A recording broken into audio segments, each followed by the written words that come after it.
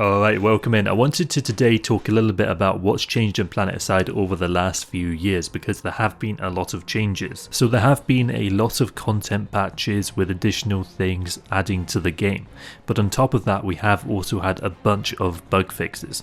So I'm not going to be mentioning them throughout this video because there's a laundry list of several hundred, but again, this game has been actively worked on and made very AAA in terms of quality, and that is something that the game devs should be very proud of, because it is something that again isn't the cool work, but is definitely something that was essential for Planetside success. So we have actually seen a lot of growth in the last 2 years over Planetside.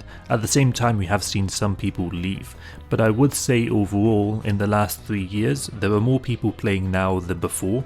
I think that's a fair assumption to say.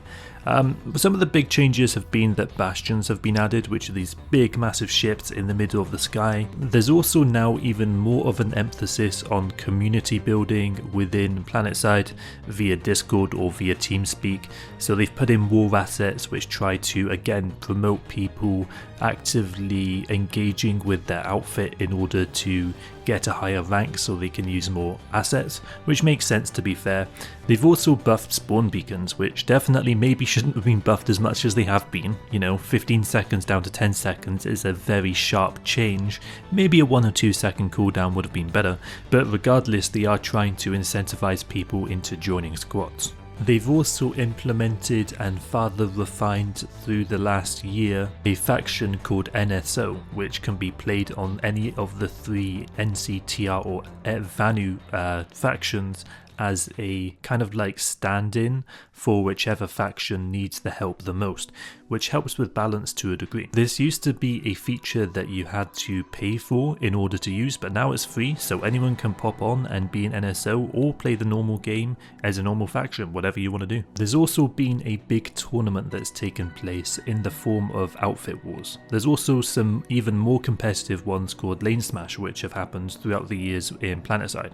So there is this deep level of competitiveness still in Planetside, which is really good, because it does encourage community within the game. In fact, later this year, perhaps when you watch this video it will already be out, there's another iteration of Outfit Wars, which now is going to be 1v1 on a map specifically designed for Outfit Wars, and I will say the map does look pretty promising, assuming that they're going to keep it to 48 players, which I think would be optimal. Anything less and I'm slightly concerned that the map might be too big. My other concern with Outfit Wars is because it's 1v1 instead of 1v1v1, there isn't that kind of balancing aspect which does happen in 1v1v1, where it tends to be a lot more even. And so in 1v1 it really could become a steamroll of one side getting warp gated in a different way than normally in 1v1v1 situations. It wouldn't happen as much because whoever's winning will get double teamed a bit, which does keep things interesting and even, whilst necessarily not being as competitive, which necessarily isn't even a bad thing. So we'll see how the new iteration of Outfit Wars goes. So I did already mention this a little bit, but there have been a bunch of war assets, and so now you get vehicles on a discount if you have access to that, which a lot of people do, and on top of that you can even pull vehicles from the sky and kind of like airdrop them in directly to where you want them with war assets, which is also a nice feature. Another cool thing they try to do to encourage squad play is Steel Rain, which essentially drags everyone in your squad and places them on one location, one base, after a 30-second cooldown. This to me feels like a good attempt to make casual squads which don't necessarily have the logistics and ability to play together in a way that they didn't previously. And I think actually it was a smart way to implement that into the game, and I'm very happy to say that it's worked pretty well, and I think that people are pretty happy with it. They also added in a tactical suit slot. A lot of people use it for the flash, which is actually really nice. There is also the hardlight canopy, which to be fair is good for vehicles if say you're using a skyguard or something, I guess. So there is some utility there as well. The ordnance dampener is nice, but it doesn't really last that long.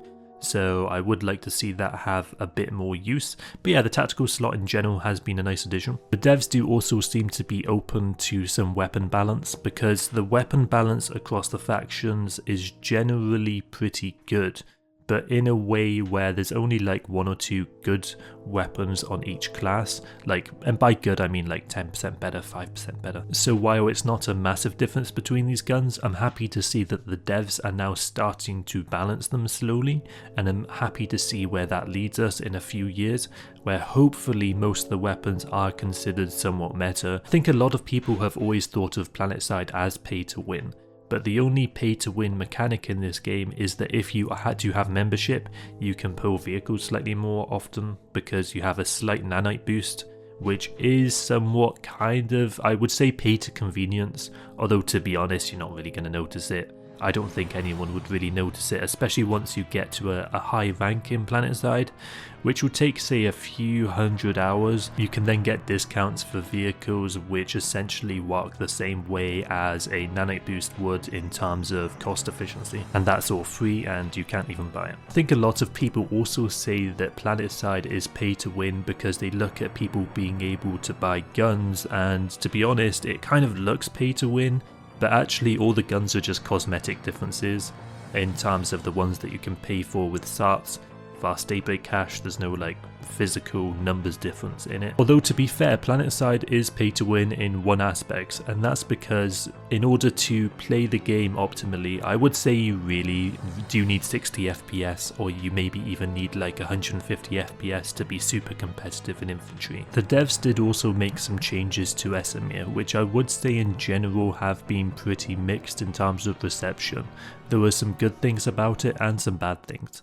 The containment sites aren't awful, and they are, I think, decent for having fun infantry fights, although I think that the distance between different points is too far. So with that caveat, containment sites were a bit mixed. On Esamir as well, they have made a bunch of changes to the bases. A lot of them now are air to groundable, whereas before it wasn't as bad. And so now on a lot of the bases they're not that fun for infantry, although vehicles do have a lot of fun on Esamir, so it's not necessarily all bad. I just wish that there was a bit of change there. The devs have also made Osha, which is a very hard attempt to make vehicles and logistics more meta, whilst at the same time having a few bases which are decent for infantry. There's one like cavern base which is underground, which is cool. There's another like dam base which is cool on Osha, and the interlinks aren't awful, and neither are the tridents for infantry. So I give Osha like a decent review in terms of like if you're coming back to the game and you want to try it out. It's also really good if you do like vehicles, I would say. Like, well, it's not really good, but it's like decent. The one bad thing about Osha is that you do have to travel between like lanes, and there's like a big chasm where there's a lot of water, and so traveling underwater or even above water does take some additional time, which you may on other maps not have to spend as long doing. Although I will say it's kind of similar to Amurish or Hosin in terms of travel time, because obviously on Hosin there's a lot of trees, and on Amurish there's big hills, and so traversing from one base to another can take a lot of time as well. One of the best and worst things about Planetside is definitely its community. There's a lot of very good people in the Planetside community if you kind of stay in like the mainstream outfits, I'd say. Although some of the smaller outfits do have kind of squabbles between each other, and there is definitely some drama there.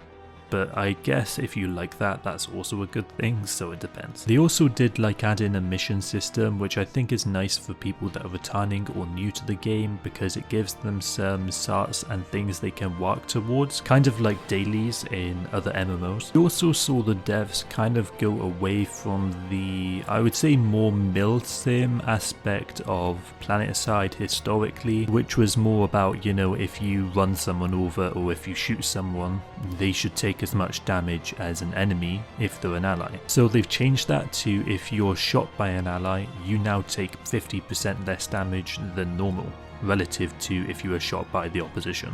So that I think is a welcome change. It does feel a lot better to have that in the game, although I will say in VR training it is kind of annoying when you're trying to shoot targets and some of them take half HP. The devs have also added in some water mechanics where like you can travel across the water or below the water in a way that before you used to just blow up if you walked into the water, which I guess is like okay, but to be honest, the 4 main maps besides Osha don't really have much water implemented into them, so it doesn't make total sense to have this change, although I'm happy to see it nonetheless. So with all things considered, I would say now is a good time to come try out the game, see if you enjoy it, see what you think. Until next time, have a great day, GG, I'm out, bye bye.